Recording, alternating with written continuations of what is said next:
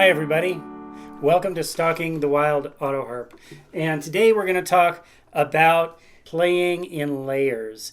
Now, for you beginners, you might enjoy watching this, and you can certainly give it a shot. This is a more advanced video, and I don't make very many of these because I'm teaching mainly beginners and intermediates in this series, but this is an advanced technique, or at least an advanced intermediate technique, something to work towards. Okay, so this is something for people who've been playing a little bit, and it presupposes a few things. So I'm going to look at my list of prerequisites here. Okay, one of the prerequisites of this technique is the ability to play melody, and to play it clearly and really like single notes at a time. And stick around for the end of the video, because at the end I'm going to give y'all a tip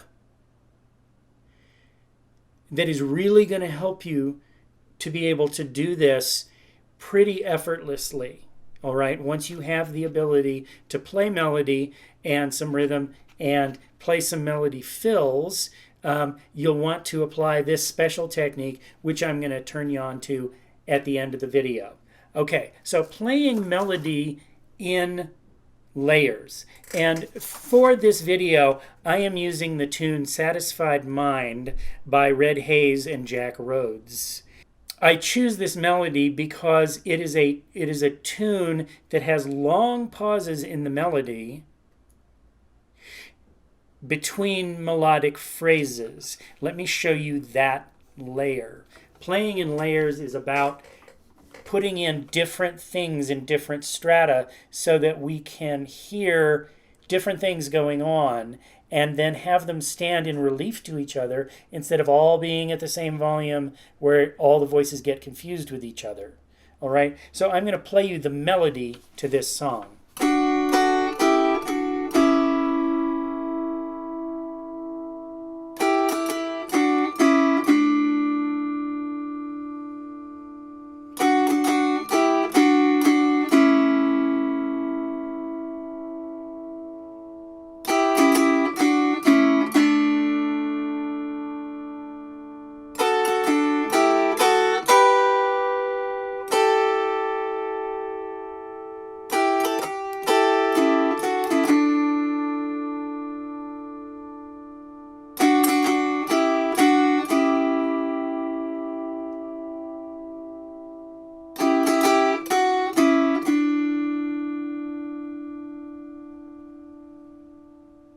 Okay, so you can see that there's a lot of space there that needs to be filled up with something, all right? Now, some tunes are more like this than others. Some tunes are relentless, and they go a mile a minute, and you never get any space in them. So it's hard to put in anything against those besides the melody. Some are somewhere in the middle, but this one's got these long open periods that we can fill with different layers. All right, so that's layer one. Layer two is just the strumming.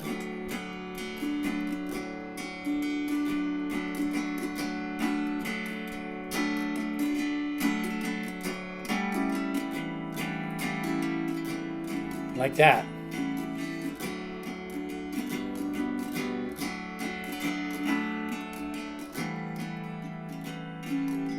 So let me give you an example of the melody layer with the strumming layer or the accompaniment layer.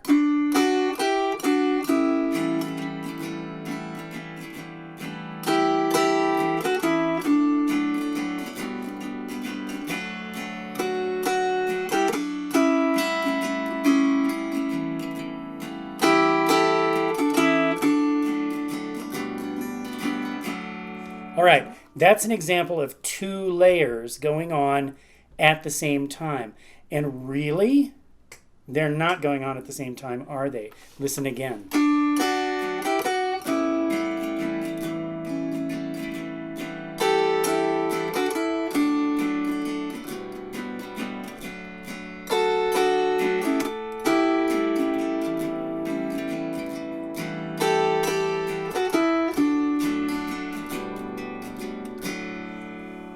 Notice that I'm actually going back and forth between the one and the other, and I'm filling up that empty space in the melody layer with my strumming.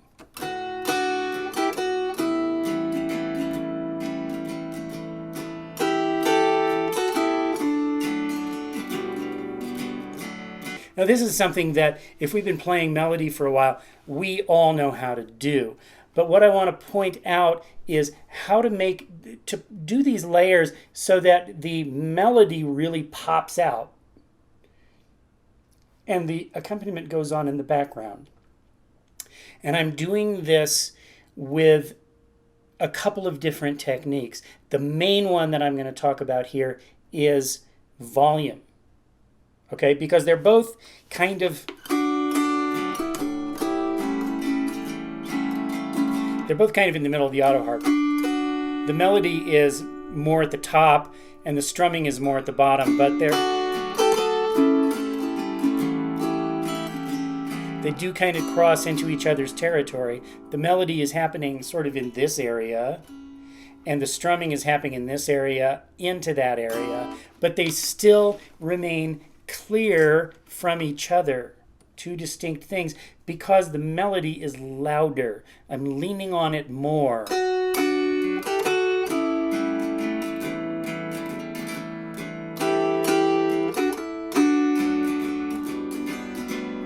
And a lot of times you will hear in people's playing that there's not a lot of difference, and so it becomes kind of flat.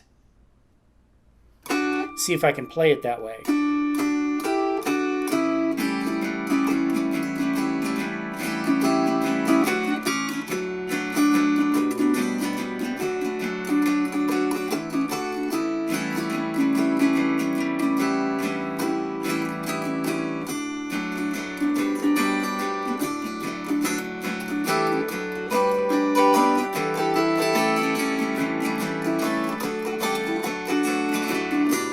But when I play in layers, I'm thinking in two, they're almost like overlays, okay? And one is way up here, and the other one's back here, okay?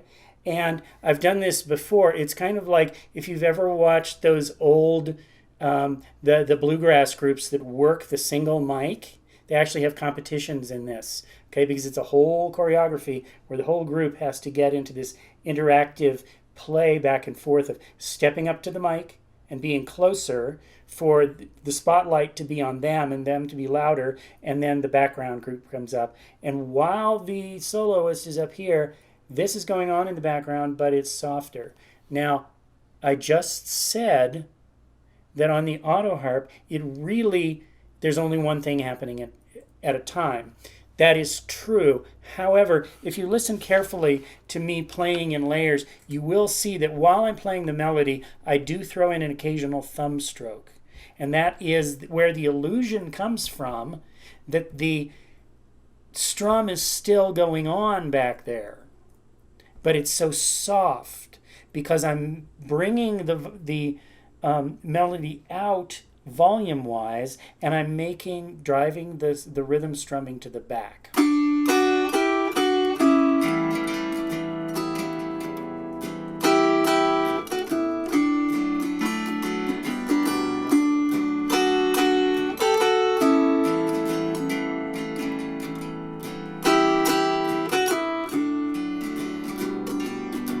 So there's still some thumb strokes happening beneath.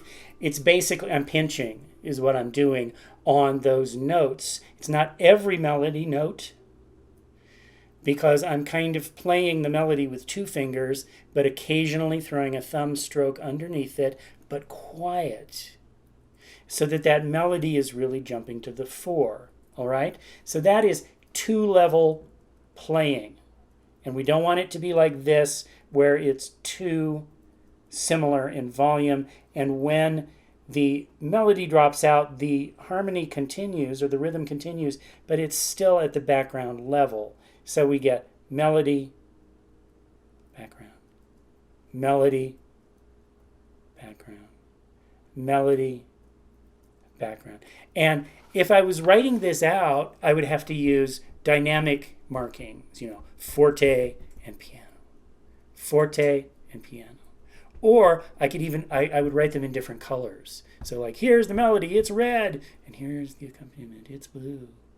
Okay, music isn't really written in colors like that usually, nor should it be, because a lot of us are colorblind. Now, here's where things get really interesting. What about 3 layers? Can we do 3 layers? And the answer is yes. By using melody fills, we can put in occasional little improvised birdie calls or secondary melody lines that run after the main melody. All right, and they can echo, or they can be upside down versions or little phrases, or they can just be little improvisational things. And to set those apart, I usually play them a little softer than the main melody, and I put them way up at the top of the harp. So my melody is happening here, my accompaniment is happening here, and my melody fills are up there. All right, and remember that there is a video on melody fills where you can get more information on doing that.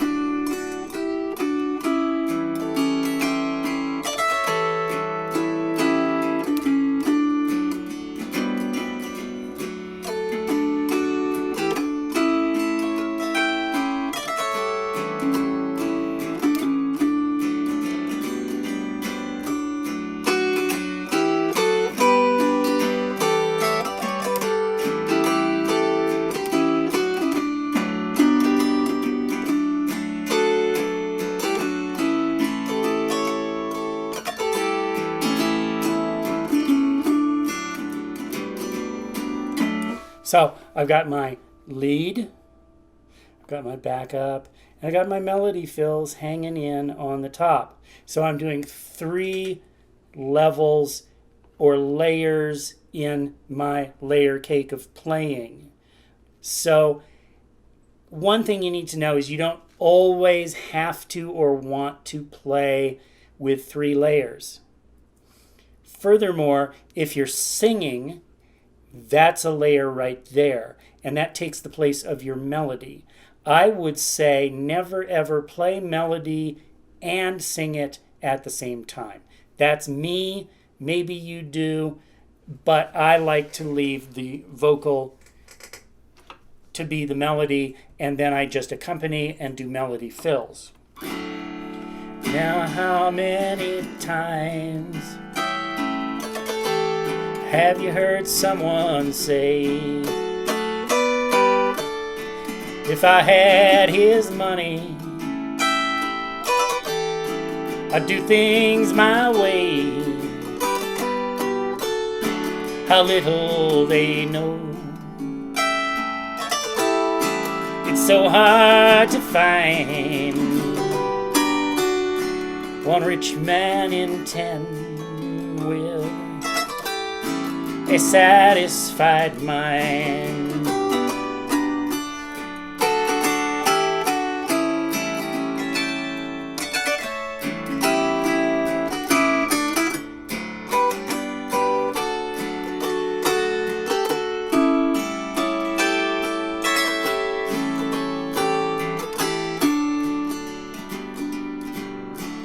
Now once I was a rolling, etc., etc., etc. So you see, I took a melody break, and then the melody playing came in on the harp as front voice, and then I had background, and I had melody fills. Now, all of this is possible because this is a song with lots of space in it. And again, you can't do this on all songs because not all songs have the space that allow for it.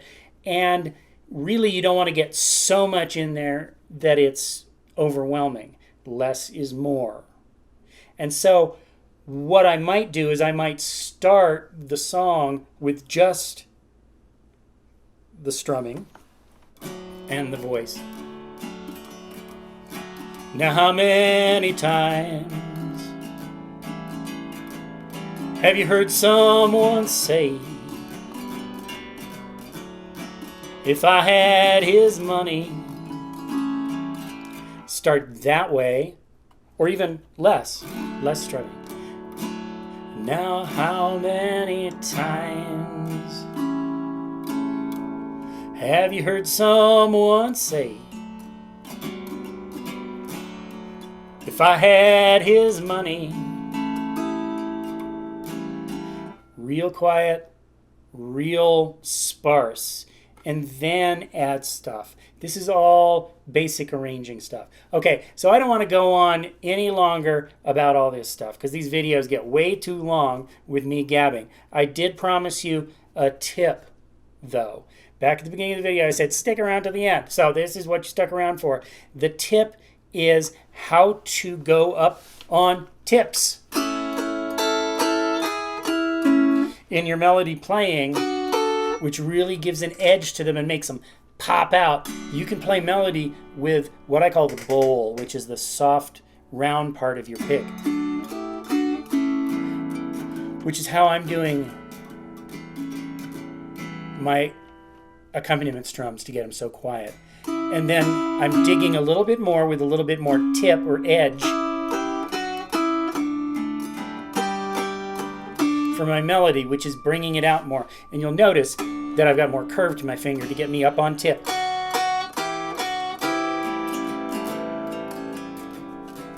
this is, I'm doing with the round parts of my picks.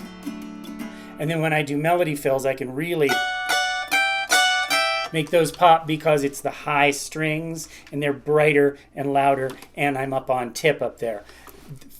There is a video on using the different parts of your pick to vary your loudness. And as a matter of fact, it is called Using Your Picks to Vary Your Loudness. And I will put a link in the notes below that will help you to get there and watch that video. So I hope all this has been helpful for you intermediates and advanced players. Remember my Patreon, where you can donate on a monthly basis and keep this show going. Remember that I teach privately online to beginning, intermediate, and advanced players.